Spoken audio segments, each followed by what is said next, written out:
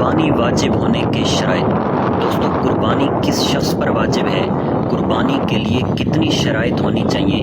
کون کون سی شرائط پائی جائیں گی تو آدمی پر قربانی کرنا واجب ہوگا؟ اور قربانی واجب ہونے کے لیے کتنا مال ہونا چاہیے؟ یہ تمام ہر مسلمان کے لیے سیکھنا ضروری ہے تاکہ ہر مسلمان کو پتہ چل سکے کہ اس پر قربانی واجب ہے یا نہیں ہے۔ اس بارے میں آج یہ ہماری ویڈیو ہے۔ ویڈیو سٹارٹ کرنے سے پہلے تمام دوستوں سے گزارش ہے ہمارے فیس بک پیج کو فالو کریں، چینل کو ضرور سبسکرائب کریں، ویڈیو کو لائک اور ثواب کی نیت سے شیئر کریں۔ چلیے اب اپنی ویڈیو سٹارٹ کرتے ہیں۔ قربانی واجب ہونے کے شرائط۔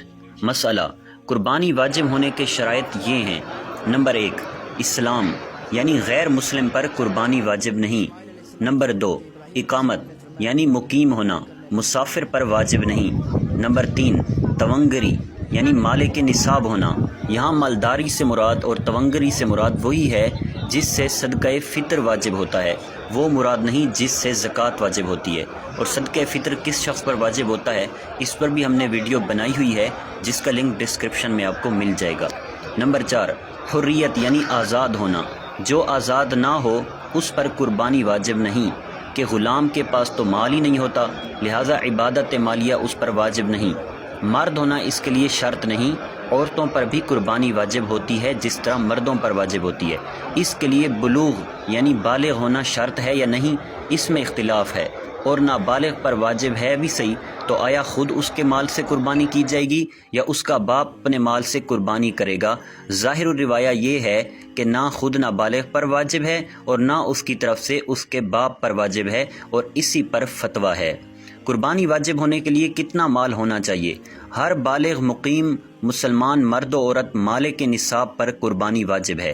مالک نصاب ہونے سے مراد یہ ہے کہ اس شخص کے پاس 52.5 تولے چاندی یا اتنی مالیت کی رقم یا اتنی مالیت کا تجارت کا مال یا اتنی مالیت یعنی 52.5 تولے چاندی کی مالیت کا حاجت اصلیہ کے علاوہ سامان ہو، اور اس پر اللہ عز و جل یا بندوں کا اتنا قرضہ نہ ہو جسے ادا کر کے ذکر کردہ نصاب باقی نہ رہے۔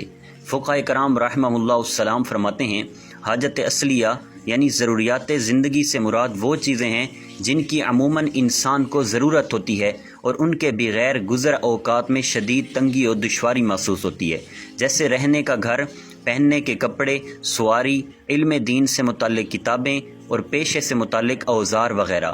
اگر حاجت اصلیہ کی تعریف پیش نظر رکھی جائے تو بخوبی معلوم ہوگا کہ ہمارے گھروں میں بے شمار چیزیں ایسی ہیں کہ جو حاجت اصلیہ میں داخل نہیں، چنانچہ اگر ان کی قیمت 52.5 تولہ چاندی کے برابر پہنچ گئی تو قربانی واجب ہوگی۔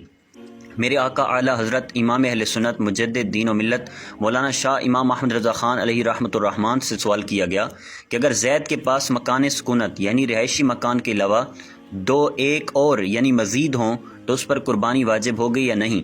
الجواب: واجب ہے، جبکہ وہ مکان تنہا یا اس کے اور مال سے حاجت اصلیہ سے زائد ہو، مل کر 56 روپے یعنی اتنی مالیت کے جو 52.5 تولے چاندی کے برابر ہو کی قیمت کو پہنچے، اگرچہ ان مکانوں کو کرائے پر چلاتا ہو یا خالی پڑے ہوں یا سادی زمین ہو۔ بلکہ اگر مکان سکونت یعنی رہائشی مکان اتنا بڑا ہے کہ اس کا ایک حصہ اس شخص کے جاڑے یعنی سردی اور گرمی دونوں کی سکونت یعنی رہائش کے لیے کافی ہو، اور دوسرا حصہ حاجت سے زیادہ ہو، اور اس دوسرے حصے کی قیمت تنہا یا اسی قسم کے حاجت اصلیہ سے زائد مال سے مل کر نصاب تک پہنچے، جب بھی قربانی واجب ہے۔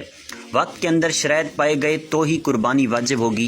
مال اور دیگر شرائط قربانی کے ایام یعنی 10 ذوالحجۃ الحرام کی صبح صادق سے لے کر 12 ذوالحجۃ الحرام کے غروب آفتاب تک میں پائی جائیں، یعنی قربانی کی شرائط اسی ٹائم میں پائی جائیں جب بھی ہی قربانی واجب ہوگی۔ اس کا مسئلہ بیان کرتے ہوئے صدر الشریعہ بدر الطریقہ حضرت علامہ مولانا مفتی امجد علی اعظمی علیہ رحمۃ اللہ القوی بھار شریعت میں فرماتے ہیں، یہ ضروری نہیں کہ 10ویں ہی کو قربانی کر ڈالے، اس کے لیے گنجائش ہے کہ پورے وقت میں جب چاہے کرے۔ لہٰذا اگر ابتدائی وقت میں 10 ذوالحجۃ الحرام کی صبح اس کا اہل نہ تھا، وجوب کے شرائط نہیں پائے جاتے تھے، اور آخر وقت یعنی 12 ذوالحجہ کو غروب آفتاب سے پہلے اہل ہو گیا یعنی وجوب کے شرائط پائے گئے تو اس پر واجب ہو گئی۔ اور اگر ابتدائی وقت میں واجب تھی اور اب بھی قربانی نہیں کی ہے اور آخر وقت میں شرائط جاتے رہے یعنی چلے گئے، ختم ہو گئے، تو قربانی واجب نہ رہی۔ واللہ اعلم عز وجل ورسولہ اعلم، صلی اللہ تعالی علیہ وآلہ وسلم۔